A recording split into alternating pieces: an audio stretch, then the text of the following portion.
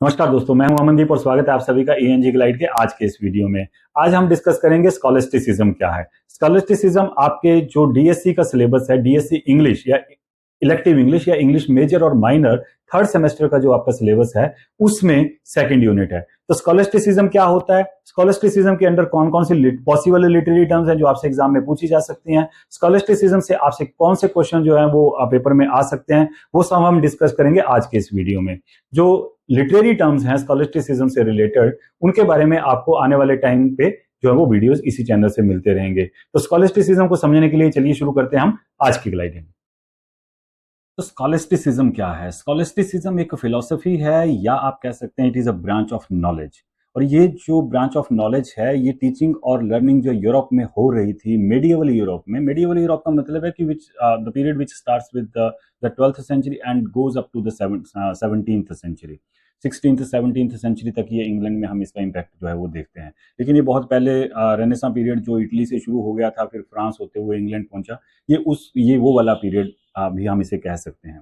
It is a way of learning and teaching in the medieval Europe. तो medieval period जो है Europe में, उस दौरान ये ब्रांच ऑफ नॉलेज या ये फिलॉसफी जो है वो डेवलप होती है। इसका जो मेन काम है, it tried to combine Christian faith with reason and philosophy. Christianity में जो लोगों का विश्वास था या क्रिश्चियन जो धर्म था, और क्राइस्ट के ऊपर जो लोगों की मान्यता थी, वो उसी के बारे में है, लेकिन उसको एक नए तरीके से, नए रूप में, लॉजिक और रीजन के साथ जो है वो एक्सप्लेन करके जो स्कॉलस्टिसिज्म ने या स्कॉलस्टिक राइटर्स ने जो है या स्कॉलस्टिक फिलोसोफर्स ने जो है वो उसी रोमन कैथोलिक का क्रिश्चियनिटी को नए तरीके से जो है वो पेश किया। खासकर उसमें उन्होंने जो क्लासिकल थिंकर है, क्लासिकल राइटर, हालांकि उन्होंने क्लासिकल फिलोसफी को काफी ज्यादा फॉलो किया है, लेकिन उन उन सब क्लासिकल फिलोसोफर्स में इन्होंने अरिस्टोटल की फिलोसफी को सबसे ज्यादा तवज्जो दी है।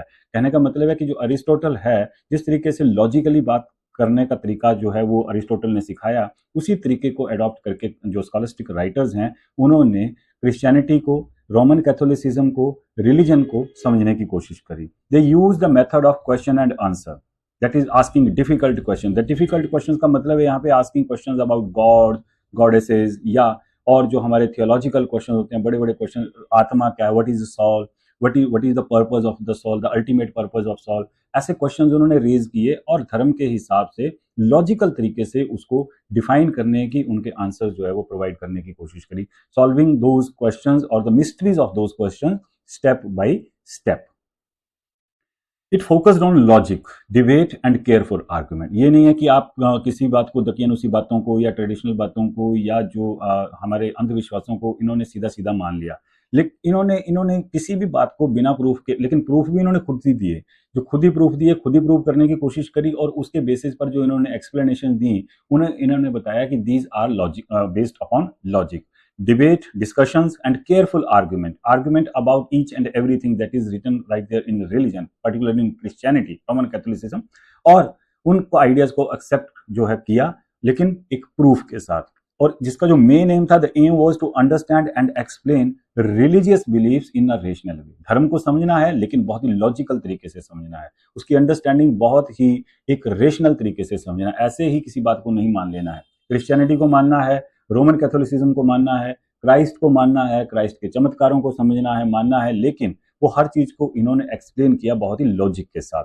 सो acceptance of the prevailing Catholic orthodoxy, जो रोमन कैथोलिसिज्म है क्रिश्चियनिटी का, उसी को इन्होंने फॉलो किया। प्रोटेस्टेंट वाला जो प्रोटेस्टेंट वाला पार्ट है वो हम यहाँ नहीं देखते हैं, और रोमन कैथोलिसिज्म की जितनी भी जो इंस्ट्रक्शंस थी उनको इन्होंने फॉलो किया। हालांकि उसके बारे में जो इन्होंने क्वेश्चंस रेज किए, उन क्वेश्चंस का भी इन्होंने लॉजिकल तरीके से जो है वो एक्सप्लेनेशन दिया। तो कुछ एक राइटर्स की अगर हम बात करें, हो सकता है कि आपको राइटर्स पूछ लिए जाएं, लेकिन ज़्यादा डिटेल में नहीं पूछा जा सकता इसमें, क्योंकि उसके पीछे रीज़न ये है, क्योंकि लिटरेचर जो है, जो इंग्लिश लिटरेचर है, उसका इसके साथ कोई डायरेक्ट कनेक्शन देखने को स्कॉलस्टिसिज्म का एज सच नहीं मिलता है। हालांकि इसका जो इम्पैक्ट है वो हमें जरूर, जो हमारे इंग्लिश के राइटर्स थे उसके उनके ऊपर देखने को जरूर मिलता है, लेकिन ये जो स्कॉलस्टिक के जो फिलोसोफर्स थे, इन फिलोसोफर्स ने ज्यादातर जो काम किया वो रिलीजन में किया है। तो जो रिलीजियस टेक्स्ट हैं या जो रिलीजन को लेकर जो बातें हैं, वो हमारे यहाँ फिलहाल के सिलेबस में नहीं है, और वैसे भी इंग्लिश के लिटरेचर में उसका हम सिर्फ इम्पैक्ट पढ़ते हैं। सो कुछ एक राइटर्स के नाम जिन्हें हम फादर ऑफ स्कॉलस्टिसिज्म आप कह सकते हैं, पहला नाम है सेंट एंसलम ऑफ कैंटरबरी। तो famous work is Proslogion. right? Second writer is Peter Abelard, and the work is Sic et Non, translated as Yes and No. Then Saint Thomas Aquinas, that is Summa Theologica, ये भी एक famous नाम है, हालांकि हालांकि ज़्यादातर आप देख सकते हैं कि इनमें से काफ़ी सारे नाम जो हैं वो चर्च के साथ रिलेटेड हैं. Then Bonaventure, that is journey of the mind to God, और आप ये भी देख सकते हैं कि ज़्यादातर जो वर्क्स हैं वो गॉड के साथ रिलेटेड हैं, माइंड की वर्किंग के साथ रिलेटेड हैं. Then John Duns Scotus, that is ordinatio, and William of Ockham, Summa logic है. तो ये जो हैं ये कुछ वर्क्स हैं, और इस साइड को, लेफ्ट साइड को जो हैं वो आप कुछ राइटर्स के नाम देख सकते हैं.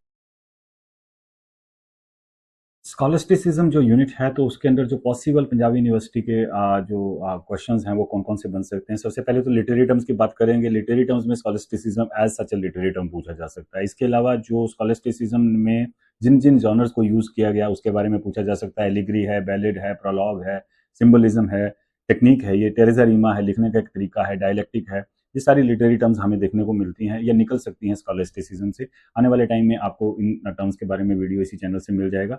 जो पॉसिबल क्वेश्चंस हैं, लॉन्ग आंसर टाइप में क्वेश्चंस आपसे पूछे जा सकते हैं, उसमें है what is scholasticism. For example आपसे पूछा जा सकता है कि स्कॉलस्टिसिज्म क्या है. Write a note on the contribution of scholasticism to the development of knowledge and life, कि लाइफ और नॉलेज को स्कॉलस्टिसिज्म की फिलोसफी ने किस तरीके से प्रभावित किया, कि कैसे जो हमारे रिलीजियस बिलीफ थे, रिलीजन था, कैसे स्कॉलस्टिक राइटर्स ने या स्कॉलस्टिक फिलोसफी ने उसको लॉजिकल तरीके से अंडरस्टैंड करने की कोशिश करी. सिंपल क्वेश्चन भी आ सकता है, what are the main features और कैरेक्टरिस्टिक्स ऑफ स्कॉलस्टिसिज्म. तो ये कुछ क्वेश्चंस हैं जो स्कॉलस्टिसिज्म यूनिट से, जनरल क्वेश्चन जो आपके, या लिटरेरी टर्म्स आपके वहां से निकल सकती हैं जो आपसे पेपर में पूछी जा सकती हैं.